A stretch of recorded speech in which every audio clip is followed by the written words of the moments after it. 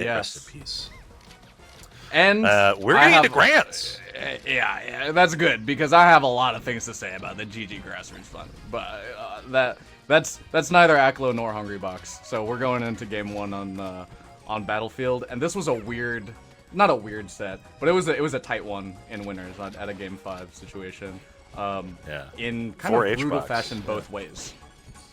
Yeah, I think so. This is now 5th seed, I believe, versus 2nd seed. Love that. Just making sure you hold down and in. Dude, I forgot SDJ won. Dude, come on. I forgot SDJ I was like, why are we talking about H-Box, man? Why are we talking about brutal fashions? I'm talking about... totally assumed, like, oh yeah, well, Hungrybox will beat SDJ. Yeah. Whoa, my brain is actually so hard conditioned into having the bracket go a certain way that I forgot that this is the SDJ. Berenstain Bears, right? You know? Yeah, yes. Dude, SDJ's been the highest placing puff this bracket the whole time. What are you talking about? What are you talking about?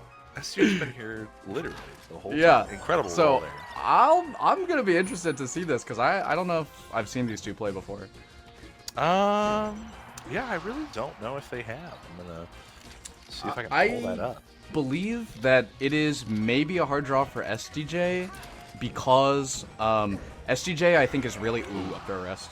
Look at the SDJ's really good at getting people he's flapping them, but Aklo is unflappable.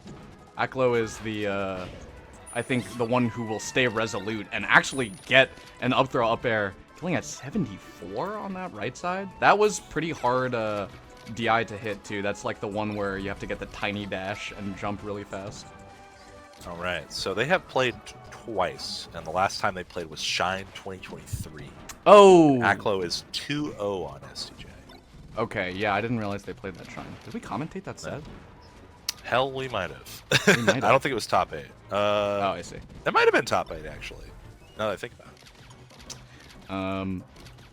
Regardless, I see... Oh, Aklo misses the Waveland. Oh. You can tell that Aklo misses the Waveland, that he meant to do a Waveland, because when he landed, he just looked the other way.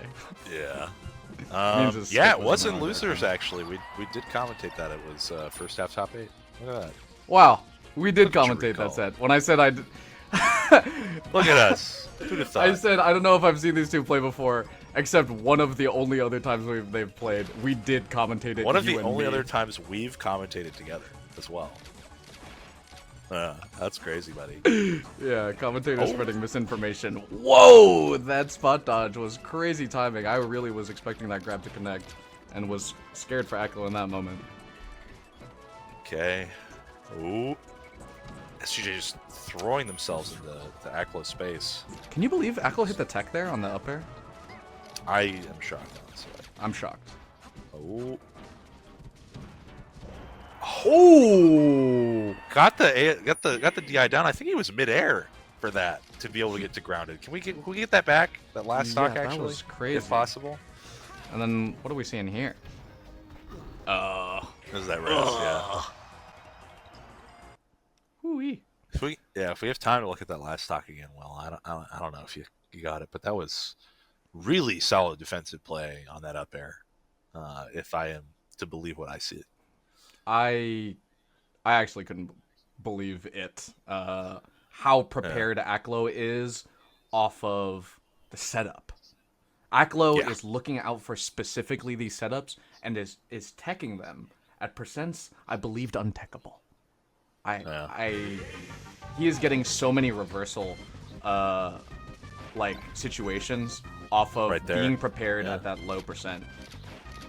Yeah, his CC game, because like a lot of the time, like this is a somewhat anecdotal, but also I feel like pretty lived experience. It's like a lot of people are scared versus like Puff versus like Sheik sometimes for the like if I get grabbed, it's Jover. So like I don't want to risk CCing and being stuck. I want to just beat them with movement.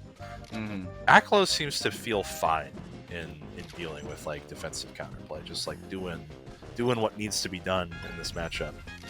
I think that melee is so deeply embedded in Aklo's brain, like it is so formatively like layered onto his brain stem that he doesn't have to be like, hey, I'm recognizing this is a bad situation. I'm recognizing this needs to be a defensive situation. I'm recognizing I need to be teching here. He's just always on in any game state. You know, this was kind of the worry I had when SDJ did it. When I was like, I don't know if they can do it. You know, I think they can, absolutely. But I think that after a certain... Oh, no. Good response to that puzzle. You know, after a certain echelon, all these foxes are just monsters in the matchup because you have to be able to try to get the setup on. Right? Like it is night and day. Uh-oh. Yeah, and I think it'll be interesting also, like, how the Puffs answer, because you just then have to be creative. You actually have to then put in those additional mind game mix-ups in the way that you just approach. Yeah. It's tough out here in these mean streets. Yeah, and I think I like that for the matchup overall, because like what it feels like is it takes away chump checks. You're not seeing the fox be a chump in those situations. Yeah.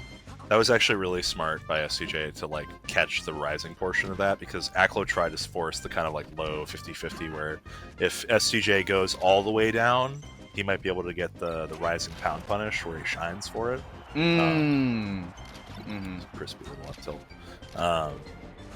But just like meeting him midway and forcing him to good DI. Yep. Yeah.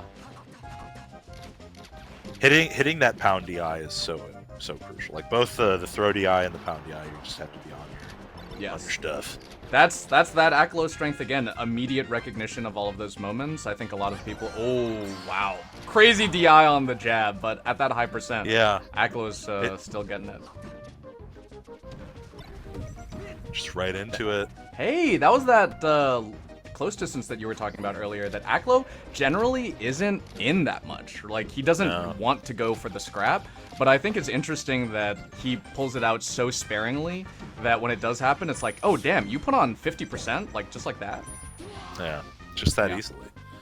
SDJ though, I think in the switch from that range finds really good horizontal distance and is able to land a couple of solid back airs without danger.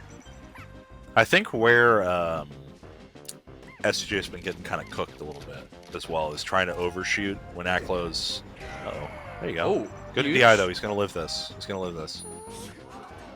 Not gonna get much off of it, but living is more than enough. But I was gonna say, like when he's hitting these running guns, SDJ's not really playing to platform and trying to like catch much. Oh wow, just rip it. SDJ's trying to overshoot with movement and trying to like wave dash in, maybe grab the fox for jumping at certain points for the double laser, and it's just not working quite as well. Yeah, you have to have a hard read. You have to have a hard read, and the fox has to be kind of scared of you. So yeah, that's the kind of stuff I'm talking about. Is like you're trying to buy into this space, and Aklo is aware of that. Yes. Aklo is not going to get flustered either. Like, I think the empty pressure that SDJ can exert on most players, Aklo is just so deliberate in each one of these different interactions that it loses its impact. It's muffled a little bit versus Aklo. Oh, see, this is what I'm talking about, trying to go for the shine punish here. Yep, good air dodge. Yeah, Aklo's like an immutable real estate speculator. He's not going to sell because he's looking for value to go up here. Yeah. Oh my god, that was TAS. Yeah. 90% on Dreamland. Dude, the gun is just like watching your property value go up. Like I'm just holding, man. Yeah. I'll flip her eventually, but we just got to get up there. Gosh. I think the low shuffled nairs at that close distance is sort of like remodeling. It's like, yeah, I'm all in on this. I'm gonna boost my value real high. It's a little risky. It takes more work. But, yeah.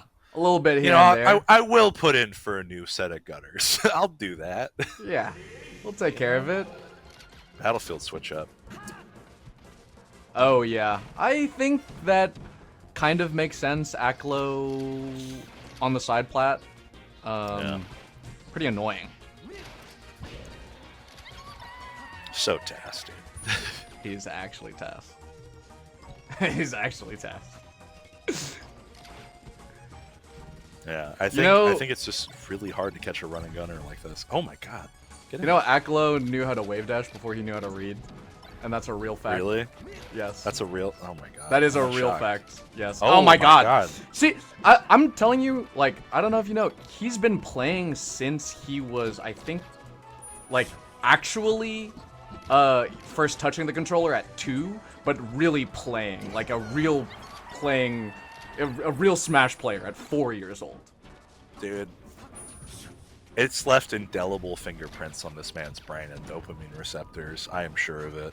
Noam Chomsky, you know, really believes that the language that we learn is a structural framework for how we think. And I think oh my god. Aklo speaks the language of Melee.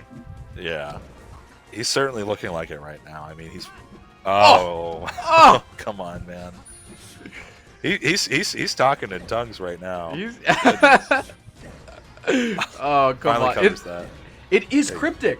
Actually, seeing Aklo do some of the Inhuman stuff, it feels like a cosmic horror. I'm like, how did you...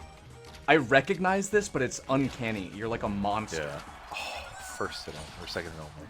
I mean, he literally side beat at SDJ because he knew it would edge cancel on side plat earlier. This is disgusting! Wrap it in a bow. Wrap it in a bow, because it's looking like it's time to go. Dude, this feels illegal. Oh my god. How did it go like that?